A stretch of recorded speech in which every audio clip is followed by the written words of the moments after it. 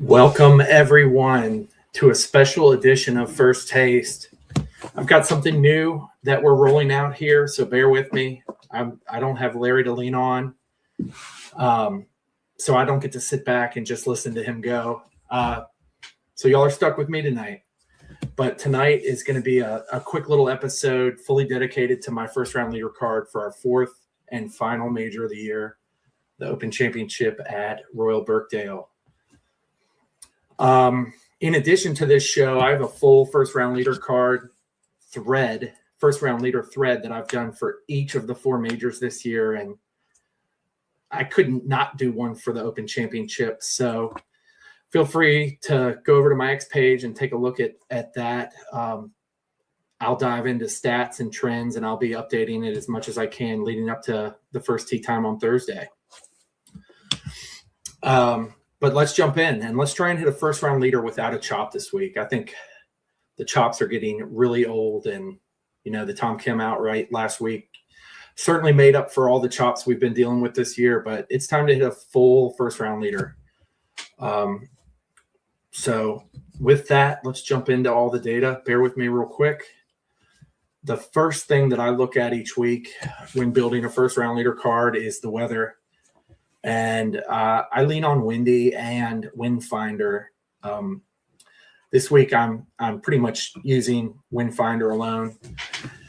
I'm using the Southport Meals COP station on Wind Finder. I will try to remember to post a link to that in the comments section of the YouTube page. But if you have any questions, feel free to reach out to me. Let's jump in. Thursday's weather is pretty tame overall, honestly. Very mild temperatures all day. We only reached 76 degrees on Thursday afternoon. Now, we don't have the super forecast out yet, and I certainly would like to get closer to the first tee time to get a more accurate weather, but this week in general looks pretty tame all around. So I will be leaning towards the AM wave for all of my guys for the most part, except for one outlier. And I just like to go early in general, as long as there's nothing crazy. So this week will be no different. And the first play of the week will be a one, Tommy Fleetwood. He is 34-1 this week with a first round leader, T5, ties paid in full. Now, the top five ties in full markets are not out throughout the different sports books, so I have not placed that yet, but I will be adding the best price available. If you've got any questions or concerns, reach out to me, but shop around your books.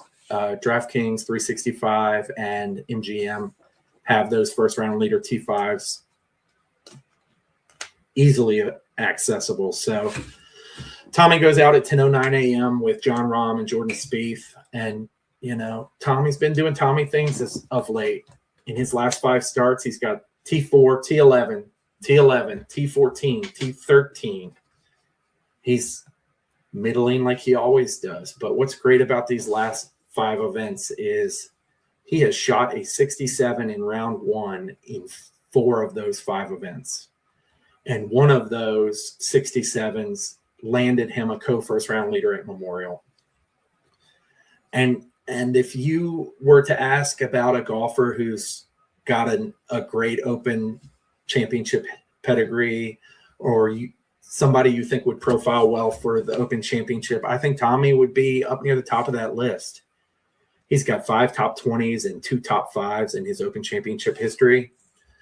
And he was the co-first round leader at the 2023 Open at Liverpool. So, Tommy, he might not be able to get across the finish line, but I like his chances to land a first-round leader this week. In these major championships, I like to get a few guys up near the top of the board.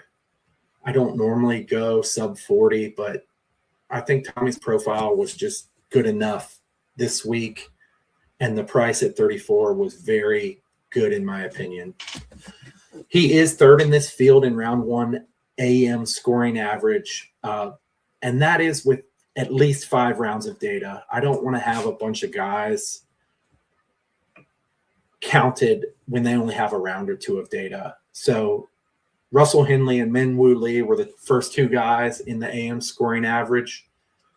And there were some guys with one or two rounds, but I just kicked them off. So for all intents and purposes, Tommy is the third best AM scoring average guy in this field.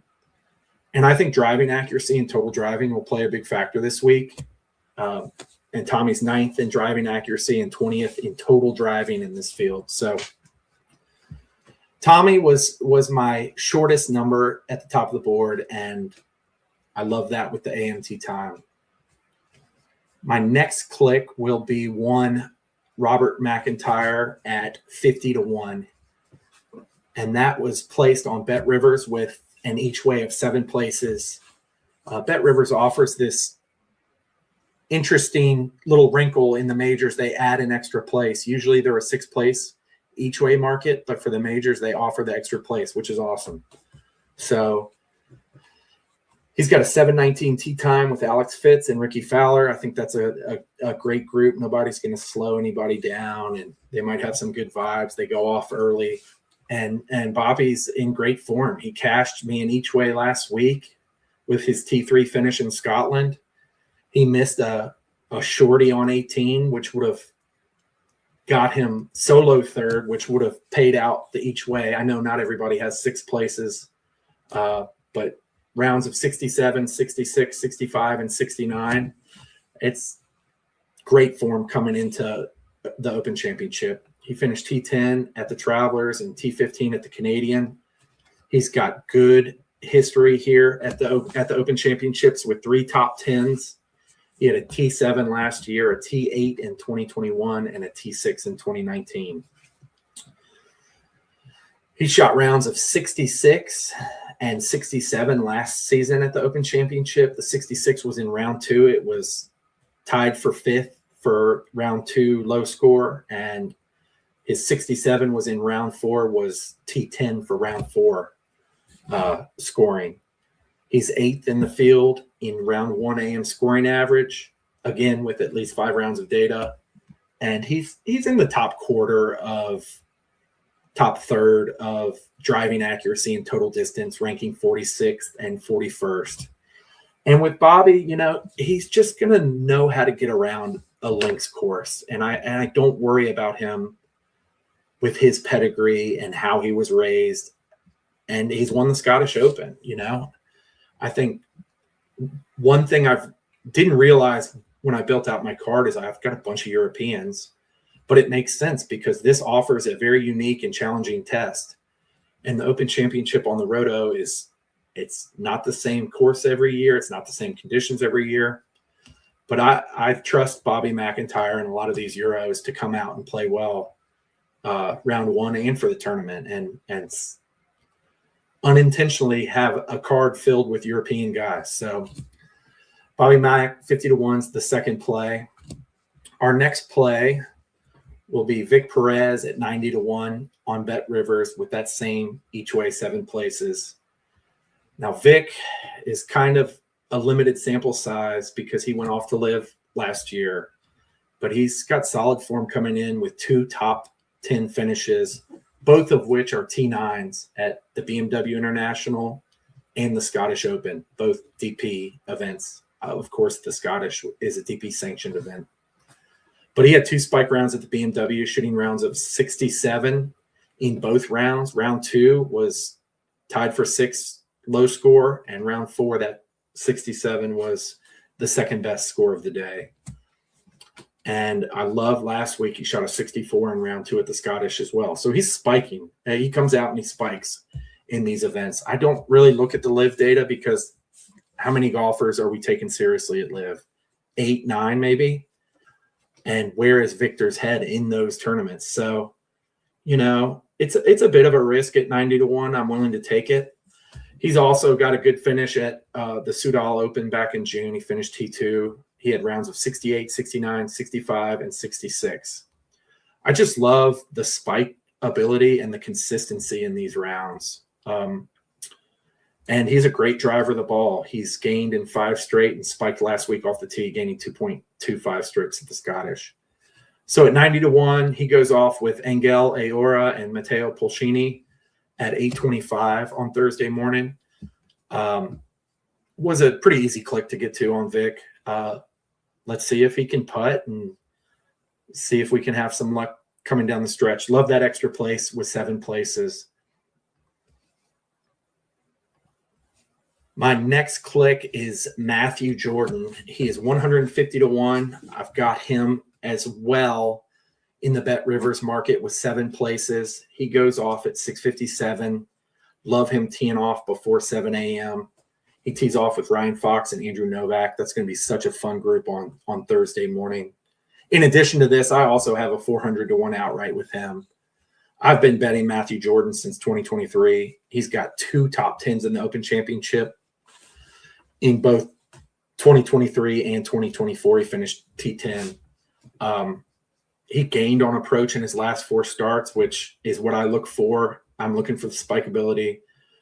The form doesn't look great, but I looked at his form last year, and the profile last year was so much worse than what it is right now. And he was losing a lot in the major strokes gain categories, gaining in one category, but losing everywhere else. And yet he came into the Open in that bad form, and he shot a 68 in round 1, which was good for T6, which would have cashed this each way. I think it got chopped, but that's fitting given all the chops we're having this year. But, this guy likes to play in the Open Championship. Now, is he going to fade? Probably. But can he get off to a fast start? Absolutely. And at 151, I love it. I've got a limited sample here for him as far as the data golf and rabbit hole data. But he samples as 4th in driving accuracy and 9th in total driving. Now, that's pulling only from his U.S. Open data, but the U.S. Open was at Shinnecock, and that had a very lengthy feel to it. And if he can bring that driver here this week, I really love it. And his data golf profile shows that he's a pretty accurate of the driver, pretty accurate driver of the golf ball. And he's gained in 4 of his last 5 events in terms of accuracy. I love the play. And I love the guy in this tournament. Some guys just fit in some tournaments, and Matthew Jordan is that guy. Our next click is one Matthew Baldwin. This is a total spray and pray kind of play here for first round leader. I got him at 450-1, and I've laddered him with first round leader, T5, T10, and T20. Now, I will probably sprinkle some ties in full on all those markets as well, the T5, T10, and T20. They're just not out yet on DraftKings. But I will probably put some sprinkles just in case he does have a decent performance. He is, and this is an easy profile. He's a member at Royal Birkdale. He's hitting the opening tee shot of the tournament as he goes out with Thomas Dietrich and James Nicklaus on Thursday. 6:35 a.m. First guy off the tee. The form is awful, but, this is a feel-good story. And a guy who's playing at his home course in front of his friends and family, he's going to be on top, floating on air, at least until he puts it in the shit. At 450-1, you're going to put him in the first group. I'm going to take a little taste at it. So we'll see. It's going to end poorly, but there's enough of a narrative there and good vibes to take a little bit of a shot. So tail that cautiously. I wouldn't be unloading a bankroll on it, but certainly a guy that I'm excited to see take that opening shot on Thursday, and let's see what he does from there. So I have one more play, and I've got to be honest. He didn't come off as an immediate circle or target for me, and the reason for that is he's in the PM wave, but I think it's absolutely perfect that he's in the PM wave because he's one of the best guys to go off in the afternoon. And once I dug a little deeper into the afternoon, he became my favorite pick, and he's probably my favorite pick of the week. And this guy is one Wyndham Clark. He's one of my guys. I bet him a ton last year, never got across the finish line, but I did hit a first round leader last year with him. And he's 54-1. And I'm going to bet that with the first round leader, T5 ties paid in full. He goes off at 304 with Cam Young and Ludwig Oberg. I think that's a great group. And Wyndham's profile pretty much speaks for itself, but I want to delve a little bit into it. His last 6 weeks are mind-blowing. He's got 24 rounds through those 6 tournaments, and in those 24 rounds, he's averaging 67.04 in all of them. Like that's like Tiger Woods stuff. And in those tournaments, he's got the 2 wins. He's got 4 top 5s, and they're all top 20 finishes. But what's interesting with it is the spikeability that came with all these tournaments. The first win at the Byron Nelson was capped off by a round 4 score of 60, which was the round 4 low score. Memorial, he followed the next week up at Memorial with a 67 in round 1, which was the first round leader. The next week after that, he shot a 63 in round 3, which was the round 3 low score. And then the U.S. Open the following week, again at Shinnecock, he shot a 64. Linksy Shinnecock, that we've been hearing some comps, that might be a good course comp for this week. He shot a 64 in round 1 for the first round leader. Now, he didn't have any more round low scores in the following 2 tournaments, but the worst score in the last 2 weeks has been a 71 on Sunday last week at the Scottish. And, Wyndham's had a lot on his plate with the 2 wins and the media obligations and all the things he's doing, but I just love the profile. He's 5th in this field in round 1 PM scoring average, but in actuality, with the significant data, Bairstow, Reed, and Yonezawa have less than 5 rounds. So he's really the second best afternoon scoring average guy. And interestingly enough, one of my guys, Jesper Svensson, is the best afternoon guy. But we're not going to talk about Jesper today. Jesper's been disappointing us for the last month, and we're just going to move on. But Wyndham, I think he should be 30-1 with Fitz and Fleetwood, and he's here at 54-1. He's 6th in this field in first round leader scoring, and 2nd.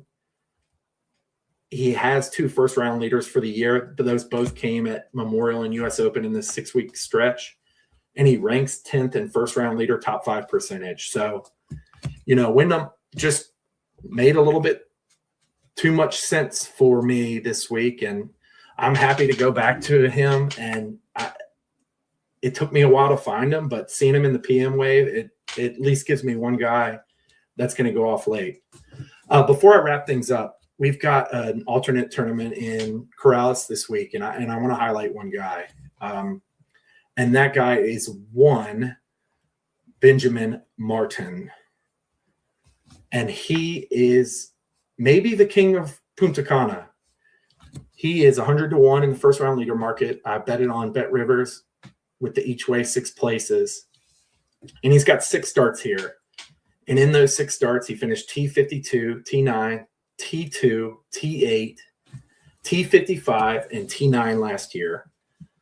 What's interesting about his 6 performances here is in those six appearances, round 1, his scoring average is 67.66. The worst score is a 71, and then he's got 4 rounds in the mid-60s. You love it. And highlighted in those rounds is in 2022, he shot a 66 and held the solo first-round leader. And then in 2023, he also shot a 66 and had the co-first-round lead with Bryce Garnett.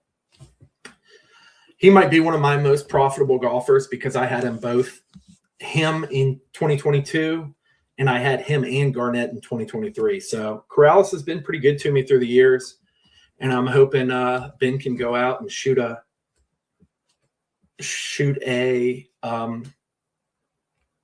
65 on Thursday. So I think that the 100-1 is just such a great price. I've also bet him at 150-1 with the outright. So it's going to be a fun week, and I'll have a full card for Punta Cana as well. But, in addition to that, he finished T21 at ISCO last week with rounds of 67, 69, 66, and 68. The highlight of Martin last week was the 7.84 strokes gained on approach. So nice to see him trending in the right direction. And that's going into his favorite, arguably his favorite event on tour. So I don't want to keep y'all. We're right at 20 minutes. I just wanted to thank everybody for tuning in. If y'all could hit the like, subscribe to our page. First Taste has been such a fun thing that Larry and I have thought up and just taken the wheel. I think we've done 10 or 11 shows now, and it's just been so much fun. I've been doing golf content, like posting cards and posting first round leaders for 5 or 6 years, but getting into the content space has been so much fun. I just wanted to thank everyone who follows along, who's listening to our shows. It's been so much fun, and it's been a blessing to have y'all all here. So if anybody ever has a question, feel free to reach out. If you got a question on fake numbers, feel free to ask. I know I'm going to get it. I get them every now and then, but not getting them as much anymore since I don't post the 3-place cards as much. But just wanted to thank y'all. And Larry and I will be back Sunday night for the 3M Open for our First Taste. Good luck this week. Hope everybody hits all their bets.